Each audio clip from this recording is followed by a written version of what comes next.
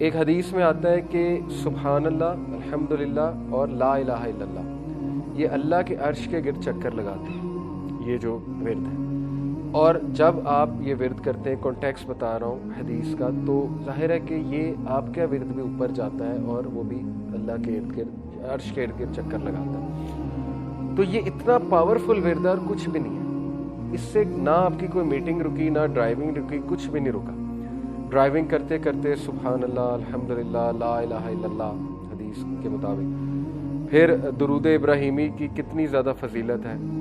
پھر ظاہر ہے استغفر اللہ توبو الیہ کی کتنی فضیلت ہے. جو کوئی اللہ کا استغفار کرتا ہے اللہ اسے ہر مشکل سے نکال لیتا ہے، اللہ اس کا رزق بڑھاتا ہے. استغفار کے کتنے فائدے ہیں. تو ابھی سے اپنے دل کو، اپنی زبان کو ابھی سے آپ کو تر کرنا پڑے گا اپنے ذکر کے ساتھ، تاکہ آپ کی پریکٹس ہے اور وہ ذکر جو ہے وہ جاری ہو جائے آپ کی زبان.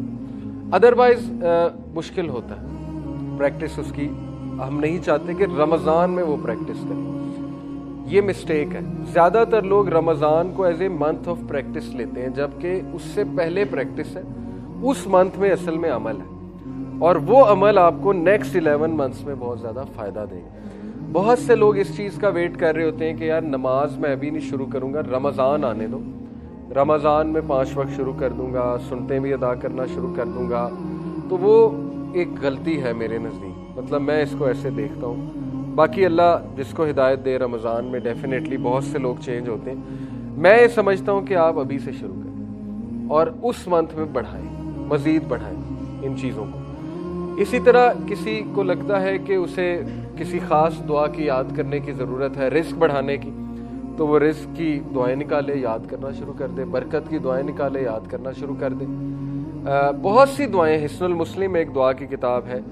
تو یہ ابھی سے یاد کریں اور مخصوص دعاؤں کا ایک پیکج بنائیں، پورا پریپیئر کریں کہ جی یہ افطاری سے پہلے میں یہ دعائیں کروں.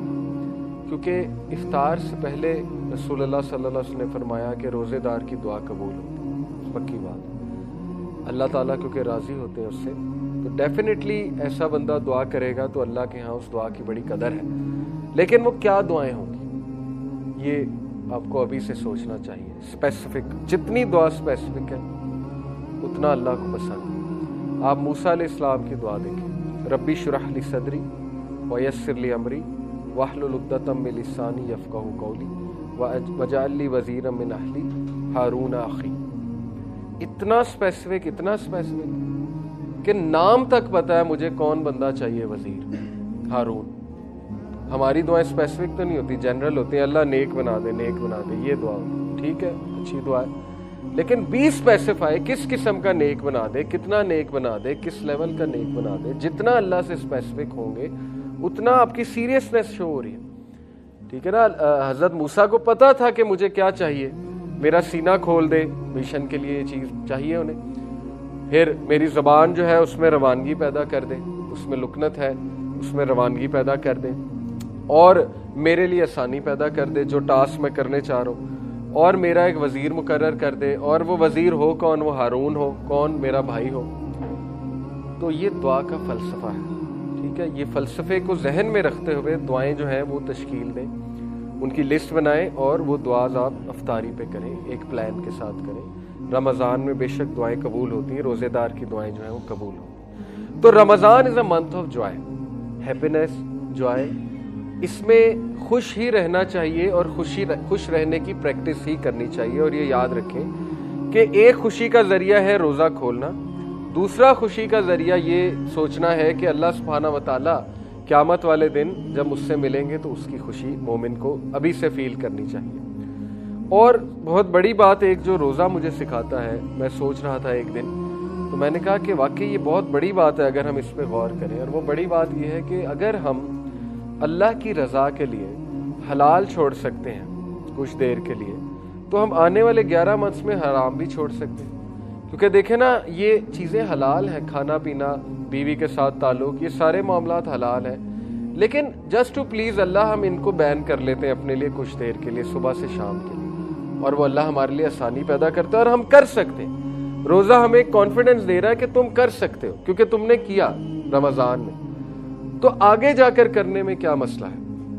دیکھیں حرام پہ تو اتنا اللہ تعالیٰ ایسی ایسی حدیث موجود ہے کہ اللہ کا غضب آتا ہے، اللہ کی ناراضگی مول لینے والے اعمال ان کی پوری لسٹ بیان ہے. تو کیسے ایک بندہ جو ہے وہ یہ جرت کر لیتا ہے کہ حلال تو چھوڑ دیا اللہ کے لیے لیکن حرام نہیں چھوڑا رمضان کے بعد؟ وجہ یہی ہے کہ رمضان میں صحیح مائنڈ سیٹ کے ساتھ ہم انٹر ہی نہیں ہوتے. ہم اس کو منتھ آف چینج لیتے ہی نہیں. ہم یہ سمجھتے ہیں کہ بس میریکولسلی ہم روزے رکھیں گے اور بس معجزاتی طور پہ ہم چینج ہو جائیں گے. ایسا نہیں ہوتا، الا یہ کہ اللہ کی طرف سے کوئی بہت خاص رحمت ہو. بہت سے لوگ ظاہر ہے وہ ایک بات سے بھی چینج ہو جاتے ہیں، لیکن چینج ہونے کے لیے پریکٹس چاہیے، چینج ہونے کے لیے رائٹ مائنڈ سیٹ چاہیے. وہی بات ہے انما الاعمال بالنیات. جب ایک بندہ ایک خاص نیت اور مائنڈ سیٹ کے ساتھ ایک جگہ انٹر ہو رہا ہے پھر ہی وہ چیز اسے فائدہ دے گی، پھر ہی وہ اس کا صحیح سے فائدہ اٹھا سکے گا. یہ سارے جو تقوی کے میں نے آپ کو اوصاف بتائے، کم کھانا، کم سونا، کم گفتگو کرنا، سچ بولنا، زبان کی حفاظت کرنا، اللہ کی عبادت کرنا، اللہ کے قریب ہونا، ان سب کا تعلق روزے کو جاگ کر گزارنے سے، صحیح سے گزارنے سے. تو اگر ہم سو ہی ظاہر ہے سحری کے بعد رہے ہیں، کچھ لوگوں کی روٹین ایسی بھی ہوتی ہے، تو موسٹ آف دا ڈے ہمارا پھر ظاہر ہے سو کر گزرے گا، اور نہ ہمیں اتنی کوئی بھوک پیاس لگے گی، نہ ہمیں کوئی محسوس ہوگی بھوک پیاس. تو وہ والا ہم بھی مقصد نہیں اچیو کر رہے. ظاہر ہے جب انسان بھوک پیاس میں ہوتا ہے تو اس کے بایولوجیکل فائدے بہت ہیں. جب انسان بھوک اور پیاس میں ہوتا ہے تو اس کا ڈائجسٹو سسٹم ریسٹ پہ ہوتا ہے، اور ڈائجسٹو سسٹم سب سے ہیکٹک سسٹم ہے. اس میں کوئی 7-8 آرگنز انوالوڈ ہیں.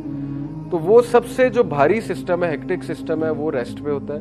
تو ایکسکریٹری سسٹم جو ہے وہ اچھا رن کرتا ہے، نروس سسٹم اچھا رن کرتا ہے، انسان کے مختلف جو سسٹمز ہیں وہ اچھے رن کرتے ہیں، آپٹیمل لیول پہ ہوتے ہیں.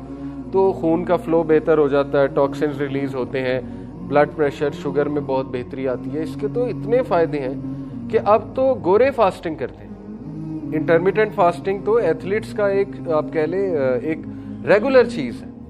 جتنے ایتھلیٹس ہیں انٹرمیٹنٹ فاسٹنگ کرتے ہیں، 16 گھنٹے بھوکے رہتے ہیں، 16 کے اس کے مطابق 16 رول کے مطابق چلتے ہیں، کیونکہ اس کے فائدے اب سائنس اتنا بیان کر چکی ہے. اور ایک بک ہے دا فاسٹ ڈائٹ، اس کا کرکس ہی ہے دا فاسٹ ڈائٹ کا کہ آپ صرف 2 دن روزے رکھو، فاسٹنگ کرو ایک ویک میں، باقی آپ نارمل کھاؤ. تو اس سے کیا ہے کہ آپ کی ڈائٹ بھی اچھی رہے گی اور آپ کی باڈی بھی اچھی رہے گی. تو یہی روٹین نبی اکرم صلی اللہ علیہ وسلم کی تھی کہ وہ منڈے اور تھرسڈے کو روزے رکھا کرتے تھے. تو ہمیں اس لیے بھی زیادہ خوش ہونا چاہیے کہ رمضان ایک ایسی ایکٹیویٹی ہے جس میں بہت سے دنیاوی فائدے بھی ہیں اور بہت سی قلبی بیماریوں کا بھی علاج ہے روزہ. اور سب سے بڑی بات اللہ کی خوشنودی کا یہ ایک بہت بڑا ایک کہہ لیں کہ ذریعہ ہے، اور اللہ تعالیٰ کے قریب ہونے کا یہ ایک بہت بڑا جو ہے وہ ذریعہ ہے. تو بات اصل میں یہ کہ جو بندہ اللہ کے لیے حلال چھوڑنے کے لیے تیار ہے اس کو اس مائنڈ سیٹ کے ساتھ رمضان سے نکلنا چاہیے کہ اب میں حرام نہیں چھوڑوں. لیکن ہوتا کیا ہے انفارچونیٹلی کہ نیت یہ بنائی ہوتی ہے کہ رمضان جیسے ہی ختم ہوگا اس وقت اسی دن میوزک بھی چل جائے گا. رمضان میں میوزک سے بھی اوے، رمضان میں پارٹی سے بھی دور، رمضان میں ہر خرافات سے دور. جیسے ہی وہ چاند رات آئی تو سب کچھ واپس آ گیا. وہ پھر مذاق بھی ہونا کہ شیاطین اب چھوٹ گئے تو چلو پارٹی ہو جائے. تو اس کا مطلب کہ ساری کی ساری محنت ہم نے جو ہے وہ ضائع کر دی اور اس منتھ سے ہم نے کوئی بھی فائدہ نہیں اچیو کیا. اللہ معاف کرے، بلکہ وہ وبال بھی بن سکتا ہے ہمارے لیے.